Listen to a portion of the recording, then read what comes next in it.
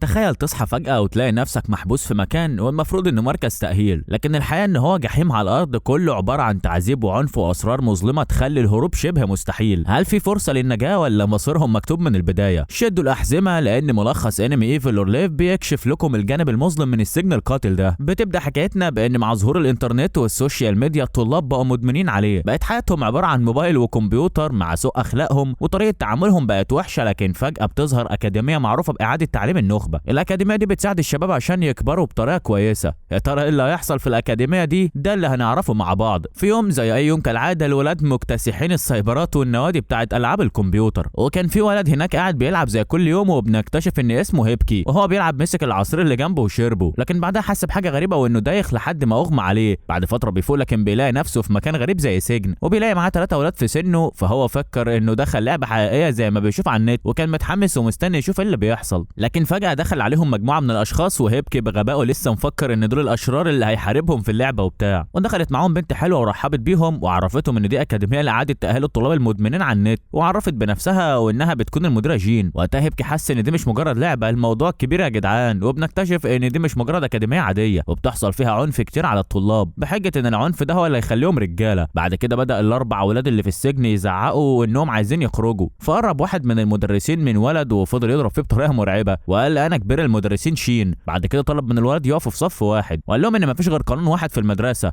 هو اطاعه اوامر المديره واوامري. بعدين بدا ينادي على كل واحد فيهم. لما وصل لاسم هيبكي قعد يتكلم بسخريه وقال له انت بقى المدمن على الانترنت، مامتك طلبت مننا ناخدك بالعافيه عشان تتربى لمده سنه لغايه اما تكمل 18 سنه. هيبكي اتصدم وفضل يقول له عايز اكلم مامتي، فقال له شين ان مامتك هي اللي سابتك هنا وممنوع الزيارات او المكالمات ليك. بعدين ساله انا شفتك كنت بتبص للمديره، لكن هيبكي انكر ده فشين ضربه. ولما اعترف هيبكي وقال انه كان بيبص على المديره برضه ضربه وقعد يشتمه انه منحرف بسبب النت. وقتها فهم هيبكي ان اي حاجه هيقولها صح او غلط هيتضرب عليها، وان هم مفكرين ان دي التربيه. بعد كده اخدوا الولاد كلهم ولبسوهم نفس لبس باقي الطلبه وعرفوهم مكان اوضتهم والمواعيد اللي هيصحوا يناموا فيها، ولا كانهم في سجن بجد. كان تفكير هيبكي في الوقت ده انه لازم يهرب باي طريقه. بعدين استغل الفرصه وطلع للسطح عشان يدور على مخرج، ولقى ان المكان ما فيهوش اي طريقه عشان يهرب. في وسط كل ده كان المدرسين بيعملوا جوله في الحوش واكتشفوا انه هيبكي مش موجود. طبعا المدرسه كلها انقلبت عشان يدوروا عليه، وكان هيبكي لسه بيدور على حل وما لقاش قدامه غير انه يخلص من حياته. ووقف على السور عشان ينط، لكن لا في حد وراه بيساله انت عايز تنط مش كده؟ يلا نط وانا هتفرج عليك. وقتها هيبكي كان متوتر وخاف من الولد ده، ولما قرب منه فضل هيبكي يرجع لورا لحد ما كان هيقع،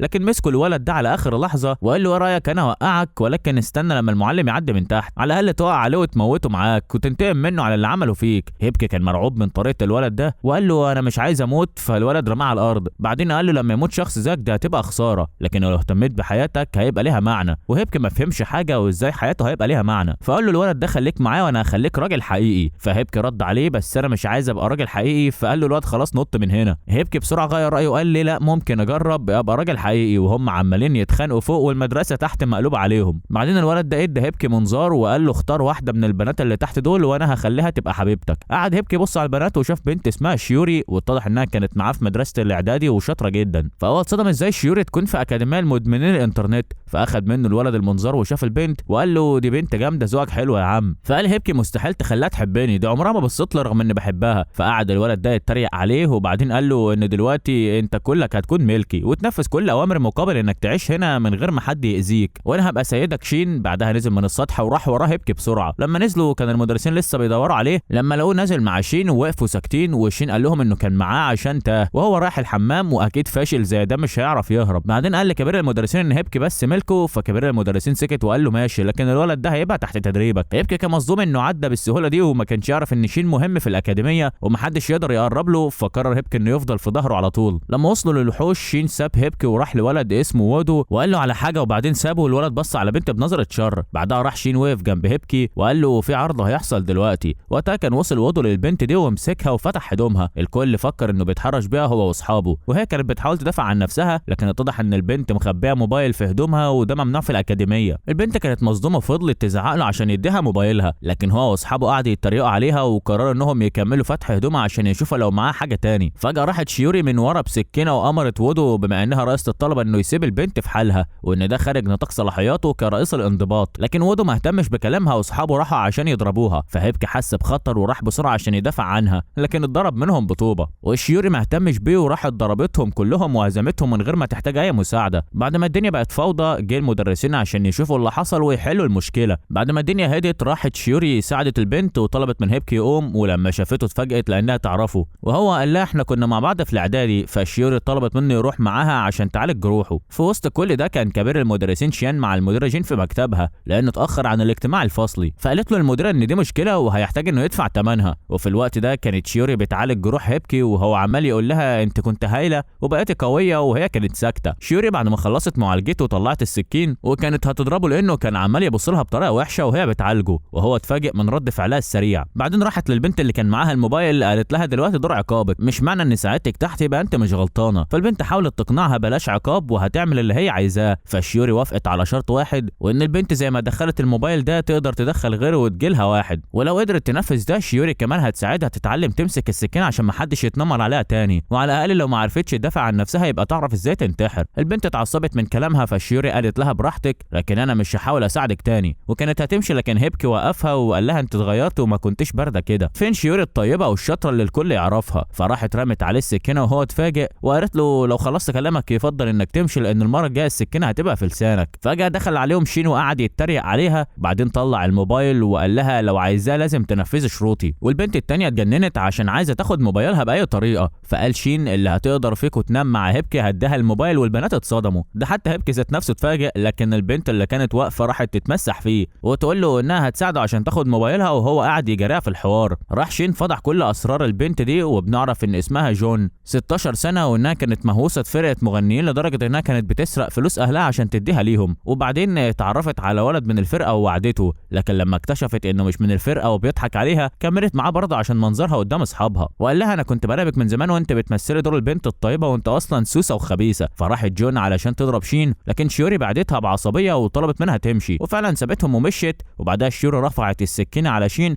وقالت انها ممكن تاخد الموبايل منه بالقوه. فهو رد عليها قال لها انت تقدر تاخدي لكن مش هتستفادي حاجه لان الباسورد معايا. فهي استسلمت ووافت لطلبه. بعدين شين سابهم لوحدهم وطلع من الاوضه، وشيوري قفلت الباب وكانت كل ما تحاول تقرب من هيبكي تحس انها عايزه ترجع، وهو كان متوتر ومش عايزه تعمل حاجه مجبره عليها. في النهايه قرروا انهم يخدعوا شين وهو عارف لانه كان بيسمعهم من بره، وان شيوري طلعت بنت مش سهله. بعد كده قعد هيبكي وشيوري يتكلموا سوا وهو قال لها انه فرحان عشان قابلها، فردت عليه وقالت انت هنا ده معناه انك شخص مقرف لان كل اللي هنا بيتعلموا ازاي يبقوا بني ادمين من اول وجديد. راح قرب منها هيبكي وقال لها ما تقلقيش انا هساعدك عشان تاخد الموبايل وهدور على حل عشان نخرج من هنا سوا وهفضل جنبك. وهي اتاثرت بكلامه. بعدها قعد يفكر برغم انه شخص مقرف الا انه حاسس انه بيعمل خير وهو بيساعدها، لكن شيري طلعته من افكاره وهي عند الباب وقالت له انها هتساعده لو حد حاول يتنمر عليه. بعد كده طلعت من الاوضه ولقت شين واقف بره فاخدت منه الموبايل ومشيت. في الوقت ده كان وودو واقف مع اصحابه ومتعصب لان شين وعده بانه هيديله الموبايل، لكن اتضح انه ضحك عليه وعطاه لشيوري. فجاه بص لاصحابه وقال انه لازم ينتقم من شين ويعرفه مقامه اللي انساه، وكل اصحابه وافقوا على قراره. نرجع بقى لهيبكي، كان قاعد بيرقص في الاوضه ومتحمس انه يكسب ثقه شيوري، فدخل عليه شين وقال له يبطل هبل. فقرب منه هيبكي وقال له ما ينفعش تستخدم البنات عشان تحقق بيها اهدافك. فتعصب شين وخنق هيبكي وقال له يلزم حدوده وانه مجرد كلب عنده ولازم يناديه بسيدي، لكن هيبكي ما سكتش وقال له انه مش كلب لحد وانه حر نفسه، وطلب منه يفضل بعيد عنه. وبعدين طلع من الاوضه وهو بيفكر انه لازم يشوف طريقه عشان يخرج بيها من هنا هو وشيوري. وهو ماشي كان عمال ياخد تهزيء وتريقه من الطلاب لانه كلب شين، فهيبكي فكر انه مش هيقدر يحس بالامان طول ما هو في المكان ده. بعد شويه وصل للاوضه بتاعته وكان خايف يدخل لحسن يطلع له شيطان بالمره، لكن فجاه لقى شخص وراه وقال له ادخل اصحابك مستنيين جوه. اول ما فتح الباب لقى الاولاد اللي عاملين معاه حفل ترحيب وهو اتفاجئ. بعدين قال للشخص اللي دخل معاه احنا كلنا اخوات هنا، واتضح ان الولد ده اسمه بين وبيكون رئيس السكن. وبعدين كل واحد من الولاد عرف عن نفسه واخدت كلهم صوره سوا. بعد ما مشي بين واحد من الولاد قال لهيبكي انهم جعانين وكانوا مستنيينه بما انه صاحب شين وهيقدر يجيب لهم اكل، وعطوا له اطباق عشان يروح المطبخ. ولما وصل هيبكي قعد يبص على الاكل الحلو، ولكن ده كان بفلوس غاليه قوي، لكن الاكل المجاني مجرد حاجات عاديه وطعمها مش حلو، فاضطر ياخد منها لان مش معاه فلوس. وهو رجع لقى شين قاعد ياكل من الاكل الغالي وعرض عليه يقعد معاه، لكن هيبكي تجاهله ورجع المسكن وهو بياكل طبقه. لما اصحابه شافوا اللي هو جابه تعصبوا، فقال لهم على اللي حصل في المطعم فتعصبوا اكتر. وقتها فهمهم عشان مفكرين انه صاحب شين فهيقدر يجيب لهم اللي هم عايزينه، فقال لهم انه مش صاحب شين اصلا ومستحيل يكون تابع ليه. فالولاد اتعصبوا اكتر عشان هم اتعاملوا معاه حلو على اساس انه تابع لشين وكانوا هيضربوه، لكن الغريب كل ما يروحوا يضربوه هم اللي بيضربهم، وهو ذات نفسه كان مستغرب لدرجه انه فكر بقى عنده قوه خارقه. في النهايه كلهم قعدوا وهم خايفين منه، فلما شاف اجسامهم اتصدم انهم عباره جلد على عظم، فسالهم انتم بتعانوا من سوء تغذيه؟ فقعدوا يعيطوا ويقولوا ان التدريبات هنا صعبه ومش ومش بياكلوا غير عيش بس. وهيبكي اتفاجئ ان في حد مثير للشفقه اكتر منه، فهيبكي قال لهم انا هروح اتكلم مع بين، لكن الولاد اترعبوا اكتر لانهم عارفين ان لو بين اتعصب هتبقى نهايتهم. لكن هيبكي ما اهتمش وراح لمكتب بين. لما دخل لقاه بيلعب على الكمبيوتر ومتعصب انه خسر، فطلب انه يتكلم معاه عشان الاولاد، وطلب منه يبطل يستغل الطلاب لانهم ممكن يموتوا. فتعصب بين من كلامه وساله انت مالك وايه اللي دخلك في الحوار، انت زيك زيهم. وقال له لو وقفت في طريق تاني مش هتشوف غير طريق اسوأ من الموت. بعدين قال له يروح الحصه بسرعه بدل ما يتاخر ويتعاقب. وهيبكي طلع يجري بسرعه، لما وصل لقى الكل واقف بانتظام كانهم في الجيش. فصاحبه ساله عمل ايه مع بين، وهيبكي قاعد يضحك ويهزر. فصاحبه اتعصب وطلب منه يبطل هزار. وبنكتشف ان الاكاديميه دي مرعبه، التدريبات فيها من الصبح بالليل زي التدريب العسكري، وان كبير المدرسين هو المشرف عليهم. بعدين قعد يقول تعليمات كتير للطلاب الجداد زي بتاعه الجيش بالظبط، عشان يعيد تاهيلهم الطلاب دول تاني، زي الصحيان الساعه 7 الصبح والنوم 9 بالليل، اي غلطه تكون بعقاب شديد وحبس انفرادي اسبوع وحاجات كتير مرعبه. بعدين قعد كبير المدرسين شيان يطلب منهم تمارين كتير بما ان دي حصه لياقه بدنيه، وبيزعق ويهزق ويضرب الطلاب باسوأ الطرق. وفي تمرين معين في طلاب كتير ما قدروش يستحملوه ووقعوا، طبعا عارفين كبير المدرسين هيعمل فيهم ايه، ونزل فيهم ضرب وتهزيق. كان هيبكي بيتفرج وهو متعصب، فقرر يتدخل ويعمل فيها الشجاع، ووقف قدام المدرسين وقال له كفايه لانهم ما كلوش حاجه من الصبح وجسمهم ضعيف. فقعد المدرس يتريق عليه عشان هو لسه مستجد وجاي يعمل فيها الولد الصالح، وضربه هو كمان، وبقت الاكاديميه كلها بتتفرج عليه. لكن الصدمه ان هيبكي ضرب المدرس وهو بيدافع عن نفسه، وقال له مش من الصح انه يؤذي التلاميذ. كان كبير المدرسين هيضربه تاني، لكن هيبكي وقفه لما قال له انه مش غلطان. فساله كبير المدرسين انت بتعمل كده عشان بقيت كلب شين. فتعصب هيبكي من الكلمه دي وقال له انا مش تابع لحد ومفيش اي علاقه بينه وبين شين. وفضل يدافع عن التلاميذ تاني وانهم هيموتوا على الحال ده، وانه هيبلغ عنهم البوليس. طبعا المدرس مش هيستنى كل ده وراح مكمل ضرب في هيبكي، لكن هو قال مش هيستسلم وطلب من التلاميذ يقولوا حاجه ويقفوا في صفه. لكن الصدمه ان كلهم قعدوا يشتموا في نفسهم ويقولوا انهم تحت اوامر شيان كبير المدرسين. فقال له واضح ان محدش هيقف جنبك ولازم انت كمان تعترف زيهم. فجاه دخلت شيوري وضربت هيبكي واعتذرت لشيان، وقالت انه غلطها علشان ما علمتش هيبكي كويس وفضلت تضرب فيه. بعدها سالها هيبكي ليه عملت كده، فقالت له انت غبي، المدرسين هنا متوحشين لان كلهم متقاعدين من الجيش، وطلبت منه يعتذر لو مش عايز يموت. فهيبكي اتعصب وقال لها موت احسن من ان افضل في القرف ده.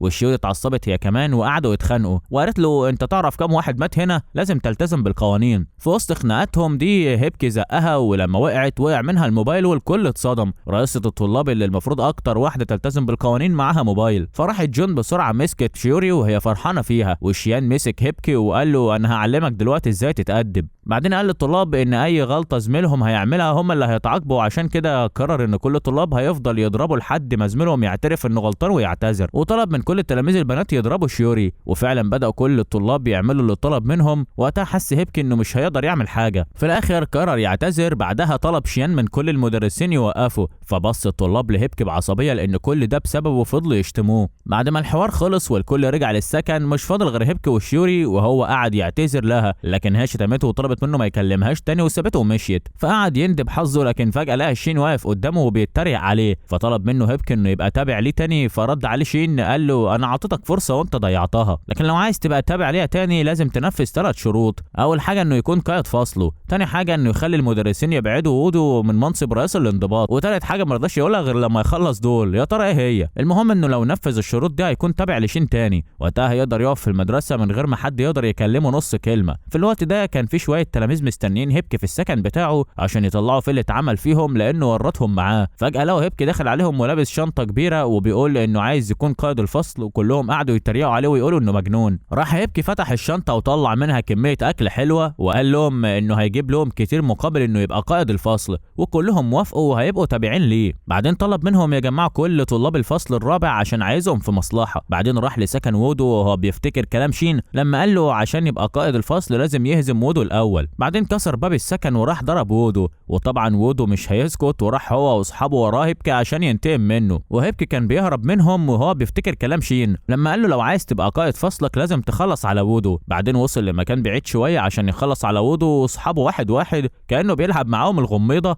عشان عارف انه لما يخلص منه مش هيبقى فاشل. لكن فجاه كلهم حصروه، بس ده ما منعوش انه يخلص عليهم برضه. بعد كده لقى ناس تانية بتجري وراه تبع وودو برضه، فطلع يجري تاني لحد ما وصل لمبنى ودخل فيه، وبعدين دخل وراه وودو. فجاه طلع بين مدير السكن وواقف قدام باقي الطلاب وقفل الباب وراه، وكده مفيش غير وودو وهيبكي لوحدهم في الاوضه. واتضح ان شين عطى رشوه لبين عشان يساعدهم، فوودو خاف شويه لكن قال انه هيخلص على هيبكي بكل سهوله. فهيبكي ضحك وقال له بس انا مش لوحدي. فجاه وفجأة طلع طلاب الفصل الرابع ووقفوا معاه. وقتها وودو حس انه لازم يهرب لكن ملحقش والطلاب كلهم نزلوا في ضرب، وهيبكي كان واقف بيتفرج ومستمتع وهو حاسس بشعور النصر والانتقام، وقرر انه ينتقم من كل حد اتنمر عليه. في وسط كل ده كان شين واقف بيتفرج من بعيد وفرحان ان خطته مشيت زي ما هو عايز. تاني يوم هيبكي اخد وودو لكبير المدرسين وقعد يتكلم بحسن نية انه عرف غلطته وقرر انه يبقى شخص كويس. عشان كده ضرب وودو امبارح لانه عرف ان معاه موبايلات كتير في اوضته، ولما طلب منه يسلم كل الموبايلات دي عشان ده غلط وودو رفض، وهو اللي بعت اصحابه عشان يضربوه امبارح، لكن بسبب طلاب الفصل الرابع قدروا يتغلبوا عليه. بعد ما خلص هيبكي تأليف قصته راح شيان وضرب وودو وطلب انه يتحط في السجن الانفرادي. بعدين قرر ان هيبكي هيبقى رئيس الفصل بتاعه، وهيبكي من جواه كان بيرقص. بعد ما خلص الحوار ده راح شيان لأوضة المدير، لكن لقى هناك عائلة قاعدة مع المدير عايزة تدخل ابنها الأكاديمية تاني بعد ما هرب، وطلبوا انهم يهتموا بيه. بعد ما مشوا فضلت المديرة جين مع شيان لوحدهم وقالت له ان الولد ده كان تحت اوامرك لكن ما قدرتش تحافظ عليه وهرب، وغلطاتك بقت كتيرة الفترة دي. فشيان اعتذر وهي قررت انها تأدبه شوية عن طريق تعذيبه بالعصاية، وفضلت تشتم فيه، لكن الصدمة ان في مدرس شافهم واللي اتضح ان اسمه ريو كان مبسوط باللي بيحصل. بعد كده راح ريو للسجن الانفرادي بسبب الدوشة اللي عملها وودو هناك، وبدأ يضربه ويسأله فين الموبايل بتاع جون. فحكى له وودو القصة ان شين سرقه وعطاه لشيوري، وبعدين شيان اخده فقال له ريو كويس، وبعدين بعت له مدرسين تانيين عشان يضربوه مشي، وهو بيفكر انه عايز ينتقم من شين. وبنكتشف ان بعد ما شين اخد الموبايل من شيوري، ريو راح واخده منه علشان المفروض يشيله، لكن المفاجأة انه اخده وعطاه لجون، وبعدها رجعت جون تقول له ده شكل موبايلي لكن مش هو. عشان كده ريو عمل كل الحوار ده على وودو عشان يعرف مكان الموبايل. في الوقت ده كان شين وهيبكي طالعين مع بعض لأوضة شين، وهيبكي كان عمال يتكلم وهو فرحان باللي حصل وانه قدر يخلص من وودو. بعد ما خلص كلام شين قال له دلوقتي اقدر اعتبرك تابع ليا تاني، ولسه قدامك حاجات كتير عشان تتعلمها. في الوقت ده كان وصل لأوضة شين وهيبكي اتصدم من شكلها لان فيها كل حاجه، تلفزيون وموبايل واكل وشرب كانه في بيته. فساله هيبكي هو ازاي قادر يحط المدرسه كلها تحت رجليه كده، لكن شين تجاهل سؤاله وقال له انه جابه هنا عشان يحتفلوا بهزيمه وودو وعشان يعلموا قوانين المدرسه. بعدين قال له ان الخطوه الجايه هتكون قسم السادس عشان بيعملوا نفس الصفقات بتاعه وودو وبيدخلوا موبايلات الاكاديميه ولازم يخلصوا من زعيمهم يو. هيبكي كان مصدوم ان لسه في حاجات زي دي في الاكاديميه وان مش وودو اللي بيعمل كده لوحده. فقال له شين الاكاديميه دي متامنه من كل جهه ومحدش يقدر يدخل موبايلات، ده معناه ان مفيش غير حل واحد وهو ان التلاميذ بيدفعوا رشوه للمدرسين عشان يدخلوا ليهم موبايلات، وان لازم هيبكي يمسك كل شخص معاه موبايل بما انه بقى رئيس الفصل. بعدين فكر انه عايز لما يمسك موبايلات ياخد واحد منهم عشان يديله شيوري. فشين قعد يضحك على غبائه وانه بعد كل ده لسه بيفكر في شيوري ومفكر انه لو عطاها موبايل هتعامله حلو. بعدين قال له الاكاديميه دي عامله زي صراع على السلطه، وبما ان انت هزمت وودو فانت دلوقتي الظاهر قدام الكل ولازم تتعامل بجديه. بعدها قال له انه هيساعده يقف على قمه المدرسه دي. بعد كده راح هيبكي للسكن بتاعه عشان يجمع الطلاب زي ما طلب منه شين ويروح عند طلاب الفصل السادس عشان يخلصوا عليهم. لما دخل السكن وطلب من التلاميذ يروحوا معاه، كل واحد فيهم طلع بحجه اللي تعبان واللي خايف ان كبير المدرسين يحبسهم، وان الحظ كان معاهم امبارح لكن النهارده ما يعرفوش ايه اللي هيحصل. وولد منهم اقترح على هيبكي انه دلوقتي بقى المفضل عند شيان وده هيساعده يعدي السنه بتاعته على خير من غير مشاكل. فتعصب هيبكي وقال لهم انهم هيفضل فاشلين، وقال انه مش عايز يبقى قائدهم وسابهم ومشي. بعدها قرر انه هيروح لوحده للقسم السادس. في الوقت ده كان شين قاعد في اوضته، لكن فجاه لقى شخص دخل عليه وكان المدرس ريو بيساله فين موبايل جون، وشين قعد يلف ويحاور عليه. فتعصب ريو وراح خانقه عشان يتكلم. فقال له شين لو قتلتنا دلوقتي المدرسه مش هتسكت. رد عليه ريو وقال له انت كده كده ميت وانا هاثر عليك الطريق. وسط كل ده كانت شيرو واقفه في الحوش قاعده بتفكر في اخوها اللي في المستشفى. فجاه لقت بنت من وراها قاعده تلمسها فضربتها بسرعه. راحت بنت تانية جايه من وراها وطلعت اخت البنت الصغيره وجت عشان تدافع عن اختها، وقعدوا يتخانقوا مع بعض لحد ما شيرو ضربتها جامد. فالبنت قالت لها ده المتوقع منك، انت على طول قويه. بعدين سالتهم انتوا مين؟ قالت البنت الصغيره انا اكاري ودي اخت الصغيره هوكو، واحنا جينا نقترح عليك تنضم للتيم بتاعنا. واتضح انهم مش عايزين يضموا 3 فصول للبنات مع بعض ويوحدوا المدرسه كلها، لكن شيرو ما اهتمتش بعرضهم. فاكاري قالت لها لو دخلت معانا. سكتت شويه وبعدين فتحت الجاكيت بتاعها وكان معاها موبايلات كتير، وشيوري اتصدمت من اللي شافته.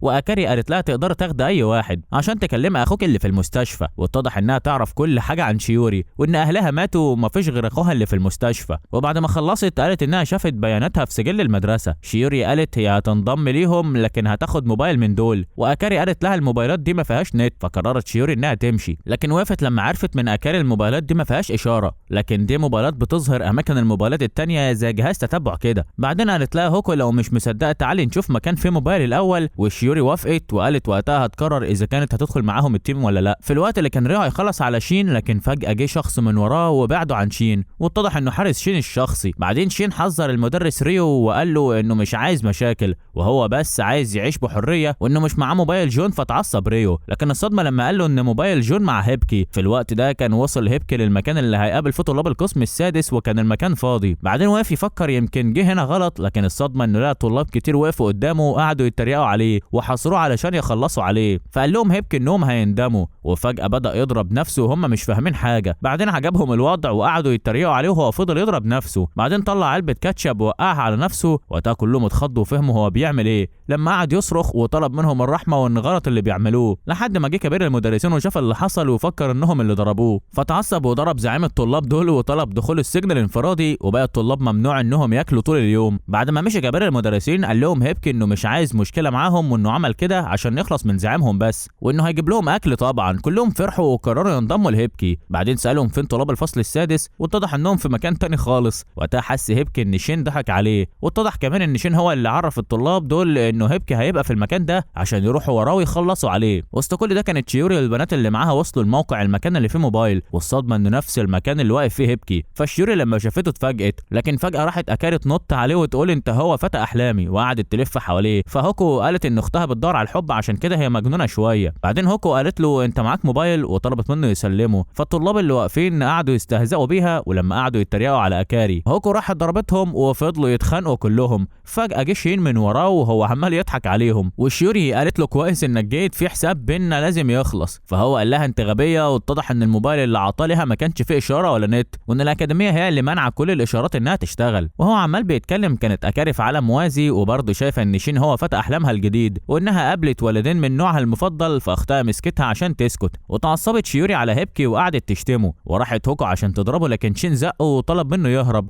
وطلعوا يجروا هما الاثنين سوا. لكن الثلاث بنات ما سكتوش وراحوا وراهم لحد ما دخلوا مبنى، والبنات برضه وراهم. ولما عرفوا انهم في حمام الولاد راحوا وراهم، لكن اول ما فتحوا الباب لقوا ميه في وشهم. وشين قال لهم انه مش بيحب يضرب بنات، لكن لو اتعاملوا معاه بعنف هو هيتعامل بالمثل. فهوكو وشيوري راحوا عشان يضربوهم، لكن هما اللي اتضربوا. وهيبكي لما شاف شيوري بتتضرب راح عشان يدافع عنها. بعدين سأل شين ليه بيعمل كده، اتجاهل شين سؤاله وعرفوا بعصابتهم الجديده، وكان من ضمنهم يو زعيم القسم السادس. وقتها اتصدم هيبكي لان ده الشخص اللي طلب منه شين يخلص عليه. فقال له شين ان يو قرر يعمل تصالح بينهم وجه عشان يتحالف معايا، وقال له واضح ان انت اللي فشلت في مهمتك وخيبت املي فيك. فجأة راح حارس شين ومسك اكاري وشيوري. بعدين قال انه هيديه فرصه اخيره، ورمى له موبايل وقال له صور البنتين دول وهم عريانين. واتصدم هيبكي من اللي سمعوا انه مستحيل يعمل كده. فراح واحد من رجاله شين وضربه وطلب منه ينفذ الامر، وغير كده هيعتبر هيبكي مش تابع لشين وان دي فرصته الاخيره. فهيبكي ما كانش عارف يعمل ايه، وجت في دماغه فكره. فسأل شين لو ينفع يصور بنت واحده بس، وشين وافق. فاخد هيبكي الموبايل وراح قدام شيوري وبص لها. بعدين طلب من الحارس ينزلها لانه مش هيعرف يعمل حاجه. لما نزل لها بص لها شويه وهمس لها انها ما تخافش وتتحمل معاه. بعدها خلع الجاكيت بتاعها،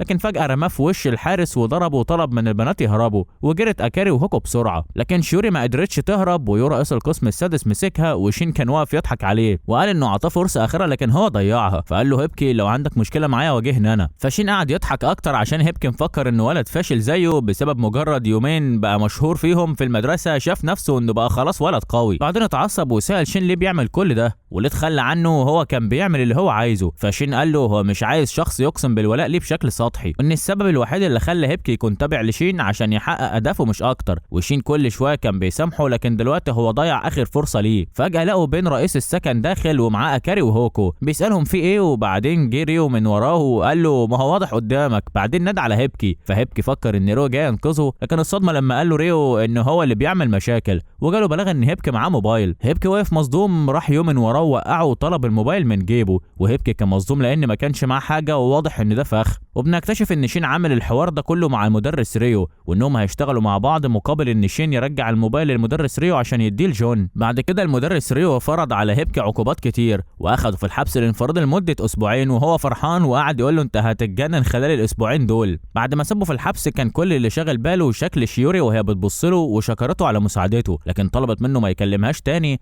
بعدها قعد يفتكر كل حاجه حصلت معاه هنا، وافتكر لما كان لاعب كره سله والمدرب كان بيزعق له عشان يزود جهد، ولما كانت امه بتتخانق معاه عشان يطلع من اوضته وهو طول اليوم على الكمبيوتر، وهو بيفتكر كل ده قاعد يشتم في اصحابه واهله وكل اللي حواليه، وان محدش هيقف جنبه، وعشان كده هو لازم يبدا من اول وجديد لوحده ويكون اقوى من غير ما يثق في حد. في نفس الوقت ده كان عند الطلاب في المطعم كان الولد اللي اهله رجعوه تاني للاكاديميه، واللي اتضح ان اسمه موكو، كان الطلاب كلهم بيتنمروا عليه، وبما ان شخصيته ضعيفه وهو ذات نفسه ضعيف ما قدرش يعمل حاجه وسابهم يتريقوا ويتنمروا عليه، وبعدين اخد بعضه وطلع ياكل في الحوش. كان كبير المدرسين معدي فشاف موكو وراح يزعق له علشان ممنوع ياكل هنا، فموكو قام وقال له ان الكل بيتنمر عليه وهو مش قادر يواجههم. فكبير المدرسين شيان ضربه وطلب منه ما يهربش ويواجه اي حد يقف في وشه بدل ما هو خايف انه يتضرب. بعدين سابه كان هيمشي، لكن موكو قال انه مش عايز يهرب، هو عايز يواجه، لكن خايف ولو هو استمر على كده هيموتوه. قعد يعيط. وقتها شيان وقف وافتكر ايام ما كان في الجيش، لانه قال لاخوه اللي اسمه كاي نفس الكلام وهم بيحاربوا وانه مش عايز يموت. وبعدين راح للسكن بتاعه وقعد يفتكر لما كان في الجيش والعدو اتمكن منهم، وكان بيشوف الكل بيموتوا قدامه مرعوب. فاخوه كاي كان بيحفزه لان مفيش غيره هو اللي هينقذهم، وانه لازم يصبر شويه لحد ما تيجي المساعدات من المقر الرئيسي. لكن شيان كان في عالم تاني وهو مرعوب ومقتنع ان العدو هيحاصرهم ويخلص عليهم. وبعدين كاي قال له على مهمه يعملها وسابه وطلع، بس بسبب خوف شيان ما عملش حاجه وانهزموا واخوه مات. بعدها راح شيان يعيط جنبه وهو بيعتذر له. فجأة لقى اخوه صحي وقال له انت السبب. فجأة بيقوم شيان من النوم وهو مفزوع، واتضح ان ده كان مجرد حلم. بعدها قعد يعيط ويفتكر اللي حصل زمان، واتضح ان مفيش غير شيان هو اللي نجا في الحرب دي كلها. وبعد ما رجع البلد راح لمرات اخوه، كانت هي في المستشفى، وفضلت تزعق له وطلبت منه يرجع لها جوزها، وقالت له ان عيالها مش بيرجعوا البيت نهائي، وان ما عندهاش استعداد تموت هي كمان بسبب حزنها على جوزها. بعدين راح شيان لابن اخوه، بنكتشف ان هو كمان مدمن انترنت. فشيان فضل يتكلم جنبه وهو بيلعب على الكمبيوتر وكأنه في عالم تاني، لحد ما مسكه عشان يفوق. فالولد فضل يزعق، قال له ان ابوه ما كانش بيهتم بيهم ولا يعرف عياله ولا مراته عاملين ايه، ده حتى ما يعرفش ابنه عنده كام سنه، وعايزه يزعل على موت ابوه، هو عمره ما كان ابوهم اساسا، وانه عمره ما هيفتخر بيه نهائي. فجاه وهو بيتكلم اتخنق وطلعت رغوه من بقه، واتضح انه شارب سم، وانتهى بالامر في القبر اللي جنب ابوه. وهو واقف في القبر مع واحد من الضباط، قال له الضابط انهم جمعوا تبرعات وعطوها لاهله، وان ما كانش في حاجه يقدروا يعملوها، وان عيلته هتفهم ده. شيان بص له بعصبيه وقال له انت كذاب، والكل عارف انه مات بسبب جاسوس كان معاهم في الجيش وهم سابوه. فالضابط اتعصب وزعق لشيان وقال له يتأدب، يعني ما فيش غيره نجا من الحرب دي وكل الانظار عليه. فقال شيان انه مش هيكمل في الجيش. تاني يوم كلم ناس عشان يجيبوا له مكان بنت اخوه، ولما وصل لمكانها راح عندها، وبنكتشف ان بنت اخوه دي هي المديره جين. لما راح للفندق اللي هي فيه لقاها قاعده مع جوزها وبتعذبه، ولما وقفت جاله سكته قلبيه وطلب الدواء بتاعه، لكن هي رمت الدواء لما حاول شيان يديهوله. فالراجل مات وشيان كان مصدوم ازاي دي بنت اخوه. فلما سالها ازاي بنت بطل تعمل كده، فقالت له ان ابوها مات يبقى هي حره تعمل اللي هي عايزاه. فضل شيان يبص عليها بصدمه، هي ازاي تعمل كده في جوزها؟ قالت له انهم لسه متجوزين من كام ساعه، لكن للاسف مش هتعرف تورث منه حاجه، لان كل حاجه هتروح لمراته وعياله، وهي مش هتاخد غير حته مدرسه معفنه. فشيان قعد يزعق لها ازاي تعمل كده وهي مجنونه. جين اتعصبت وقعدت تضرب فيه، وقالت له كل ده هو السبب فيه، لان كل زمايله في الفريق ماتوا ما عدا هو. فجاه شيان فضل ساكت وهو قاعد على الارض وبيفتكر كل اللي حصل في الحرب وهي بتضربه. وبعد ما جين هديت هو قعد يعيط وطلب منها تضربه كمان عشان يحس انه بيكفر عن ذنبه، وقال ان كل ده خطأه، ولو ما كانش خاف وراح ساعد اخوه كاي ما كانش كل ده حصل وما كانش مات. بعدين جين عرضت عليه انه يجي يشتغل معاه في المدرسه. نرجع بقى للحاضر. كان هيبكي قاعد في الحبس بيلعب رياضه، وراح شيان يبص عليه وحس ان هيبكي اتغير. وفي نفس الوقت كانت شيوري واكاري وهاكو بينظفوا الحمامات كعقاب ليهم، واكاري كانت زعلانه عشان زهقت من كتر الشغل لان بقى لهم ايام على كده. وكانت اكاري كل شويه تحضن اختها وتقول لها انا زهقت، فكملت شيوري شغلها وهي بتقول على الاقل انتوا مع بعض، لكن هي مش قادره تبقى مع اخوها، وهم تعاطفوا معاها وقالوا هيساعدوها تاخد موبايل عشان تكلم اخوها. بعد اسبوعين ريو راح وطلع هيبكي من الحبس الانفرادي، ومفكر انه هيبقى شخص مجنون ومتعصب بقى زي ما قال له في الاول، لكن استغرب من هدوء هيبكي وانه اعتذر بكل سهوله، وقال انه عرف غلطته وسابه ومشي. وهو ماشي لا اكاري بتجري وهي خايفه، واتضح انها سابت شيرو وهوكو في الحمام عشان تطلع ترتاح شويه، لكن لقت مجموعه من الطلاب بيجروا وراها وفجاه خبطت في موكو، فطلبت من موكو يساعدها وهو كان خايف، فقعدت تزعق له عشان امتى هيبقى قوي ويدافع عن نفسه. فموكو قال لها المقاومه مش هتنفع ومش هتغير حاجه. فجاه لقوا هيبكي جاي ناحيتهم وطلب منهم يرجعوا، فقعد التلاميذ دول يتريقوا عليه وواحد فيهم ضربه، فدافع هيبكي عن نفسه بكل سهوله، وكان بيفكر ان عظمهم هنا ضعيف بسبب التمارين وقله الاكل، فهو كان بيستغل ده وضربهم كلهم، وهم فهموا انه بيستهدف مفاصلهم وعظمهم. ولما حسوا بالهزيمه قالوا انهم هينتقموا منه في وقت تاني ومشوا بسرعه. بعدين قالت له انها هتعالج جروحه واخدته صاحبته معاها في اوضه. لما وصلوا قفلت الباب ورجعت لعادتها المجنونه تاني، وفضلت تتمسح في هيبكي وهو بيحاول يبعدها عنه لحد ما دخلت شيوري وهوكو عليهم، وهيبكي كان مرتبك بسبب شيوري. بعدين الف سره انه مش هيهتم بيها بعد كده. بعدين طلعوا عشان حصه الرياضه والكل قاعد. فجاه قام هيبكي واعتذر لشيان وقال انه عايز يعتذر لكل الطلاب اللي سبب لهم مشكله. كله كان متفاجئ من اللي هو بيعمله، انه بيحاول يستعرض نفسه تاني، وقعدوا يتريقوا عليه. لكن الكل اتصدم ان كبير المدرسين شيان اتعاطف معاه وقال له انه بقى شخص كويس. بعد شويه لقى مدرس البنات واللي اسمه تشو دخل ومعاه بنات الفصل، وطلب من شيان ان البنات عايزين يتحاربوا مع الولاد عشان يشوفوا مين اقوى، واتضح ان ده طلب البنات اصلا. فالولاد قعدوا يتريقوا عليهم وانهم هيخلصوا عليهم في ثواني، والبنات برضه قعدوا يتريقوا على الولاد وانهم خايفين من الخساره. بعدها وافق شيان وطلع اشطر 4 ولاد، لكن الصدمه ان البنات هم اللي خلصوا عليهم في ثواني. واستمر نفس الحوار مع اغلب الولاد وكلهم بيتغلبوا. في النهايه هيبكي رفع ايده وطلب انه يتحارب مع هوكو، واتضح انها لما دخلت عليه في الاوضه لما كان اكاري هو اللي اقترح عليها الفكره دي، وان لو فاز عليها تنضم له وتقف جنبه. المهم بعد كده قعدت هوكو تقول لهيبكي ورينا قوتك وتتريق عليه، فهو قام وقال لها انه مش بنفس قوتك لكن هيحاول. فجاه لمسها كانه بيتحرش بيها، وكل طلاب الاكاديميه قعدوا يشتموه وانه متحرش وقليل الادب، لكن اللي ما يعرفوهوش انه عمل كده عشان يستفزها. وفعلا هوكو اتعصبت وبدات تضربه، وهو كل اللي كان بيعمله يحمي نفسه،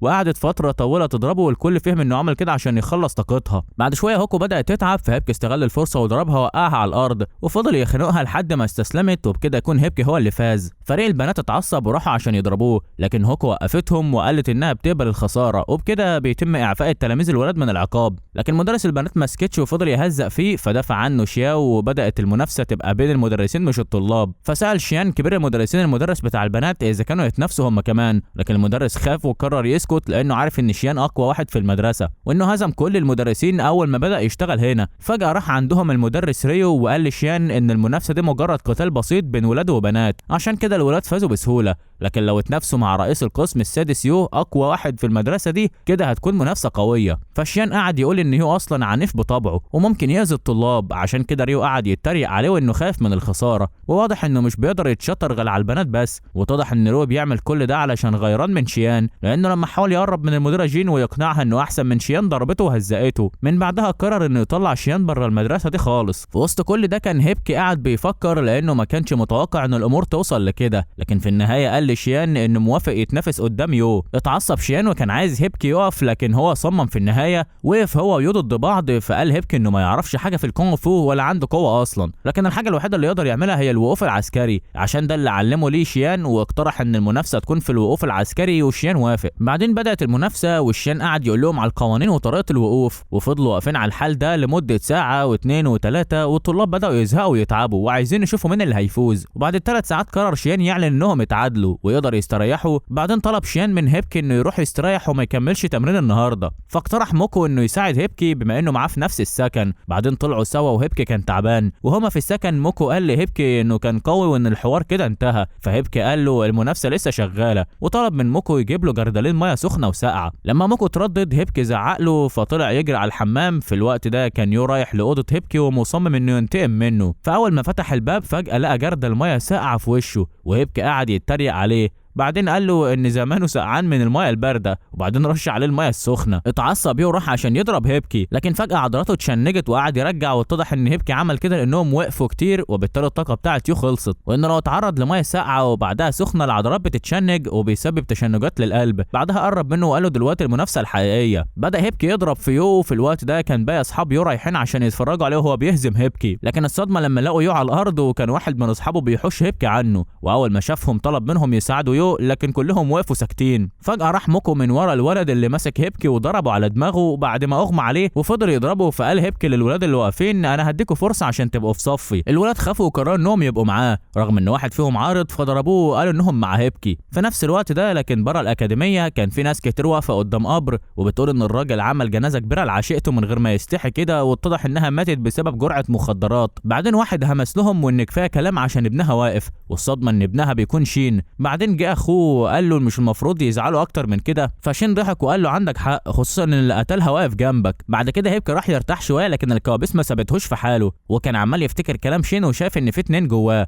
واحد طيب وضعيف وعايز يفضل ساكت، لكن في واحد تاني شرير ولازم يدوس على الكل عشان يعيش. يا ترى مين فيهم اللي هيتغلب على شخصيه هيبكي. فجاه قام وهو متفاجئ ونادى على موكو، وموكو لما شاف حالته طلب منه يرتاح شويه كمان، لكن هو رفض. بعدين لقى اغلب الطلاب واقفين قدام سريره وطلبوا منه انه يسامحهم، فسالهم زمان كنتوا بتتنمروا وتتريقوا عليا، ودلوقتي عشان بقيت قوي عايزين تبقوا معايا، ايه اللي هيخليني اقبلكم؟ فولد منهم قعد طلب منه ما يتغرش في نفسه، فهيبكي سابهم وطلع يقف لوحده وهو بيفكر وسط كل ده فين شين، وقعد يفتكر كل اللي اتعمل فيه من اول ما وصل المكان ده. بعدين دخل الاوضه تاني وسال الولاد فين شين، لكن محدش فيهم عارف هو فين، وان بقاله فتره مش بيعمل مشاكل خالص، فطلب منهم لو عرفوا اي جديد يبلغوه. بعد ما خلص كلامه كان هيمشي، لكن وقف وقال لهم انه هيعتبرهم عيلته، وطلب منهم محدش يقرب لموكو، وكلهم وافقوا. في الوقت ده بيظهر شخص كان بيتكلم مع اخو شين واللي كان معاهم في الجنازه برضه، واتضح انه حارس اخوه شين الشخصي، وبنكتشف انه رايح الاكاديميه عشان يخلص نقل بضاعه مخدرات هناك، وفي نفس الوقت يخلي عينه على شين، خصوصا ان شين ما عندوش وقت كتير يعيشه بسبب مرضه. بعد ما وصل للاكاديميه راح لكبير المدرسين وقعد يضربه عشان مش شايف شغله ومش قادر يسيطر على التلاميذ، لكن طبعا دي كانت حجه بينه وبين ريو عشان يوقف شيان عن الشغل. فدخلت المديره جين عشان تسلك ما بينهم، وكانت بتدافع عن شيان وطلبت منه يبطل شغل البلطجيه اللي بيعمله ده، فهو ضحك عليها، وفي الاخر وصل لهدفه انه هيوقف شيان عن العمل وياخد مكانه عشان يدرب الفصل الرابع. بعدين اخد ريو وطلعوا،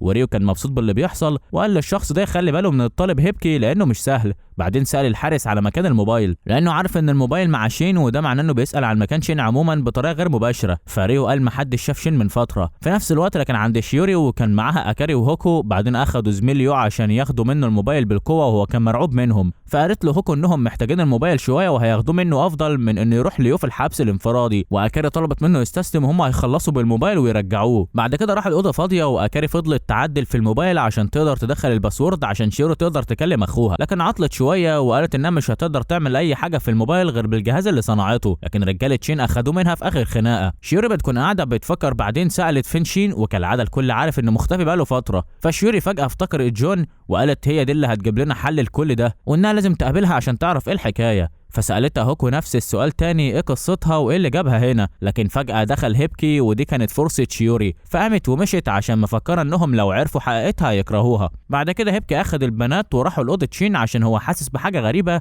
ولازم يعرفها. فقعدت اكاري تنادي على شين لكن مفيش رد. راح هيبكي فتح الباب واتصدم ان الأوضة كلها متدمرة، فقعد يدور على اي دليل او اي حاجة توصله لشين، لكن هو لقى موبايل واكاري لقت الجهاز بتاعها. بس الصدمة هيبكي وهو بيدور لقى كمية ادوية بتاعت شين، وقتها عرف انه تعبان وهيموت قريب. بالليل بقى كانت شيوري راجعه لاوضتها ولسه بتفكر انها تدور على جون، لكن الصدمه انها لقيتها في اوضتها، وجون قالت لها انا عارفه انك كنت هتدوري عليا وعايزه تعرفي كل حاجه وانا وفرت عليك الوقت. بعدين سالتها على اخوها اللي في المستشفى، فشيوري اتعصبت وجون كملت وقالت لها ان فتره قعدتك في الاكاديميه اللي ما لا نهايه وانها مش هتقدر تخرج غير باذن من المشرف. بعدها قالت انها عايزه تساعدها لو عملت كل اللي هي عايزاه هتقدر تخرجها من هنا في خلال يومين وتخليها تشوف اخوها كمان. وقفت شيوري ساكته وهي بتفتكر حياتها زمان لما ابوها كان تعبان في المستشفى وما سابتها هي واخوها شوتسان في كنيسه، لكن في الاخر ابوها مات. وبعد فتره من الحزن امها ما قدرتش تستحمل فراق ابوها، وفي يوم شيوري وهي راجعه من المدرسه لقت امها منتحره، وبكده بقى الطفلين لوحدهم وبدا الجيران كلهم يتكلموا عليهم. لكن فجاه جه شخص وقال لشيوري انه ابن عم ابوها وانه هيساعدها، وقتها هي فرحت وقررت تروح معاه. بعد كده لما راحت وعاشت معاه فجاه اكتشفت ان اخوها مريض بمرض وراثي وصعب انه يشفى منه لان حالته شديده وكان لازم يفضل في المستشفى. وقتها شيوري ما كانتش عارفه تعمل ايه، فعمها قال انه هيساعدها برضه هيتكفل بكل مصاريف المستشفى،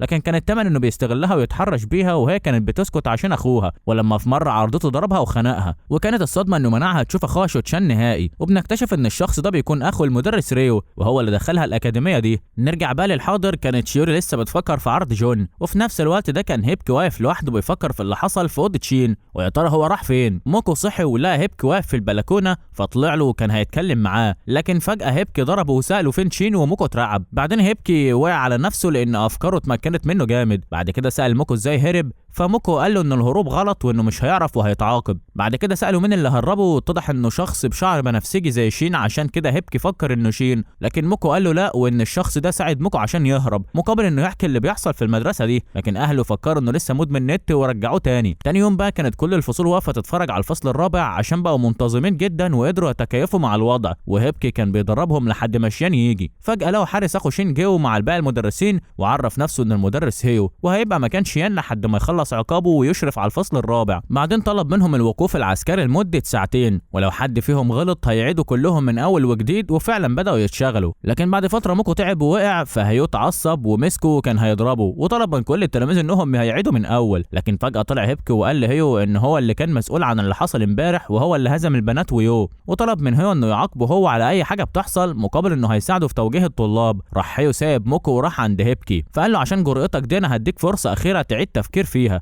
وحذره لو بيعمل الحوار ده عشان يساعد الكل مفيش مشكله، لكن لو بيعمل كده عشان يظهر فهيبقى ليه عقاب شديد. وهيبكي قال له انه هيتقبل اي عقاب يخص اي طالب، فطلب هيو من الطلاب انهم يستريحوا، واخد هيبكي معاه. وطول ما هم ماشيين هيبكي كان متوتر ومش عارف ايه اللي هيحصل، لحد ما وصل الاوضه شكلها حلو، وطلب من هيبكي يقعد وهو بيصب له الشاي، وقال له هيتكلموا شويه وبعدين يبقى يعاقبه. بعدين قال له ان هو اشهر تلميذ في المدرسه حاليا، وهيبكي كان مستغرب. فهيو قال له ما يقللش من قيمه نفسه لانه هزم وودو ويو واقوى بنت في المدرسه، وده اللي خلاه مشهور. ده معناه انه شخص استثنائي. وقرر هيو انه يخلي هيبكي قائد الانضباط، وانه هيقدر يحكم المدرسه، وطلب منه يدور له على اي موبايل مع اي طالب ويجيبه، وطلب منه يفكر كويس قبل ما ياخد القرار. وقتها هيبكي افتكر شروط شين لما كان عايز يبقى تابع ليه، والشرط الثالث كان ان هيبكي يبقى قائد المدرسه كلها. بعدها هيبكي اخد قراره انه يبقى القائد، وكان اول طلب من هيو لهيبكي انه اخده للسجن اللي فيه شيوري وهي كانت قاعده بتفتكر اخوها. وقف هيبكي يبص لها بهدوء وهو مجبر يعمل اللي طلب منه، وقعد يشتم فيها ويضحك عليها عشان هي واقف. بعد ما خلصوا من وقتها بدأ هيبكي يخطط ويعمل كل اللازم، واتضح انه بيشتغل مع جون كمان عشان هتساعده انه يقدر يحكم المدرسه كلها ويخلص على المدرسين الوحشين. وكان اللي بيساعده الموبايل اللي لقاه في اوضه شين. وبعد ما خلص كل اللي عايزه راح وعطى الموبايل لهيو عشان يكسب ثقته اكتر. بعدين طلب منه انه يسيب له شيوري وهو هيعرف يتعامل معاها، لكن الحقيقه انه عايز يطلعها من الحبس عشان ينقذها. بعد كده راح وخرج شيوري وكان خايف عليها عشان تعبانه. في الوقت ده كان شين قاعد في مكان غريب وعمال يفتكر حياته مع امه وازاي ماتت بسبب هيو مش بسبب المخدرات زي ما الكل يعرف. وافتكر لما كان الكل بيتنمر عليه عشان هو ابن غير شرعي من عشية ابوه، وقد ايه هو عانى في الحياه. بعدين قعد يكلم نفسه ويقول ان عدى سنه في الاكاديميه وهو مستني يشوف اخرتها ايه. تاني يوم بقى في التدريب كان البنات غايب منهم هوكو وشيوري واكاري عشان تعبانين، وفي الولاد كان غايب موكو عشان برضه تعبان. بعد كده ريو اخد هيبكي وقال انه هيعلن خبر جديد، وهو ان هيبكي هيبقى رئيس مجلس الطلبه وضابط الانضباط، ولازم الكل يهتم باوامره، والكل اتصدم من اللي سمعوه. بعد ما التدريب خلص هيبكي راح لهيو عشان يديله اوامر جديده، وكان الطلب الجديد هو انه هيبكي يدور على شين عشان هو مختفي، وان التلاميذ يساعدوه في البحث معاه. فهيبكي شكر هيو عشان هو كان محتاج الفرصه دي عشان ينتقم من شين، وبعدين ماشي. فريو كان مستغرب من طلب هيو لانه عارف ان هيبكي صعب يلاقي شين، خصوصا ان طالب زي هيبكي بعد ما كانوا بيتنمروا عليه ويستهزئوا بيه فجاه بقى اشهر واحد في المدرسه، وممكن يكون بالحظ فاكيد مش هيقدر يلاقي شين. بعدين قال له بالنسبه لموضوع جون انها بدات تفلت منهم، واتضح انها اتورطت مع الشرطه قبل كده، وهيو هو اللي خباها، ومن وقتها وهو بيطلب منها مهمات عشان تنفذها في المدرسه. فقال له هيو ان المهمه كانت صعبه عليها وهي صغيره عشان كده فشلت فيها. بعد كده لما نزل هيبكي لقى شويه طلاب بيتنمروا على ولد، فراح وسلك ما بينهم وقال لهم معامله وود دي هو مش عايز يشوفها عشان هما كانوا بيكرهوه وقتها ودلوقتي بيعملوا زيه. بعدين جمعهم كلهم وقال انه عايز مساعدتهم انهم يدوروا على شين، وكلهم وافقوا على طول. لكن فجاه هيبكي قال لهم ان ده هتبقى اخر دوره تدريبيه ليكوا في الوقت ده. ولكن في مبنى صحافي فجاه بدات الرسائل تنزل على السوشيال ميديا وقلبت العالم كله، وكانت الرساله بتتكلم عن الاكاديميه المدمنين الانترنت وازاي بيعاملوهم جوه المكان ده بعنف. فبدات الصحافه تهتم بالموضوع. بعد شويه صغيرين كانت الصحافه كلها قدام الاكاديميه عايزين يعرفوا تفاصيل. في نفس الوقت اللي دخل فيه هيو المخزن الاكاديميه عشان ينزل بضاعه مخدرات، فلما شاف المسج واللي حصل على النت اتعصب وقعد يبص حواليه لانه عارف ان في خاين بينهم. بعدين بص على ريو وراح ضربه عشان يعرف مين اللي عمل كده. فجاه فكر في هيبكي لكن استبعده لانه مش معاه موبايل. بعدين طلب من المدرسين انهم يقطعوا كل الشبكات المتصله بالاكاديميه كلها ويقفلوا كل الابواب ويجمعوا الطلبه في الحوش. في الوقت ده كان موكو وشيوري وجون وهوكو قاعدين في اوضه التمريض عشان شيوري لسه تعبانه، وجون كانت فاتحه نت وعماله تشوف الرسائل والتفاعل على المسج اللي هي بعتتها لاصحابها، واتضح ان هي اللي عامله كل ده. نروح بقى عند هيبكي كان رايح ورا هيو لما لقاه في الحوش وساله بيعمل ايه، وهيو استغرب هو عارف مكانه منين، لكن ما اهتمش وطلب من هيبكي يروح يساعد المدرس ريو عشان يجمع الطلاب. وكان هيمشي لكن وقف لما سمع سؤال هيبكي اذا كان شاف موبايل جون ولا لا، وان كل البيانات اتسربت للصحافه. بعدين قال له انه لقى شين، واتضح ان هيبكي بيعمل كده علشان ياخر هيو شويه لحد ما يخلص خطته. فجاه اتعصب هيو وراح ضرب هيبكي وساله هو عمل ايه بالظبط، لكن هيبكي ضحك ورد له الضربه وقال له انه مش هيسيبه يهرب. بعدين ظهر شين وطلب من هيو انه يسلم نفسه وان ده افضل حل الحل ليهم كلهم. قعد هي يضحك ويقول انه ما عملش حاجه غلط، دي مجرد مدرسه عسكريه بتعلم الطلبه الانضباط عشان يقللوا استخدام الانترنت. وقعد يحكي ويزعل اساسا الطلاب واقفين وبيسمعوا. بعدين بص ما لقاش حد نهائي فاتصدم، لكن قال لشيان انت مفكر ان الشرطه هتيجي بجد وان دي مجرد اشاعه. في الوقت ده كان شين واقف قدام اوضته وهو مبسوط عشان دي اللحظه اللي كان مستنيها، وبعدين ولع في الاوضه كلها وعمل انفجار. الكل تحت اتصدم، والصحافه لما شافت النار من بره طلبوا المطافي والحوار كبر قوي. وقتها ما صدقوش كلام المدير جيل لما قال ان كل ده اشاعه. نرجع بقى عند شيان، كان لسه بيتخانق مع هي وشيان بيحاول يقنعه انه مش هيقدر يهرب ولازم يسلم نفسه وان هو شخصيا معترف باخطائه وهياخد جزاؤه. بعدين طلب من هيبكي يروح يكمل بقى خطته، فهيبكي قام وشكره وبعدين مشي ووصل للشيوري والبنات عشان يروحوا للمهرب اللي خرج منه موكو قبل كده. وبكده الكل هرب من المدرسه ما عدا هو وشين. ولما افتكر هيبكي شين طلع يجري لحد ما وصل للسطح اللي فيه اوضه شين ولقى قاعد فوق بيتفرج على عربيات البروس وهي جايه من بعيد. وقتها قعد يفتكر مقابلتهم في البدايه كانت ازاي وكان حاسس بالراحه.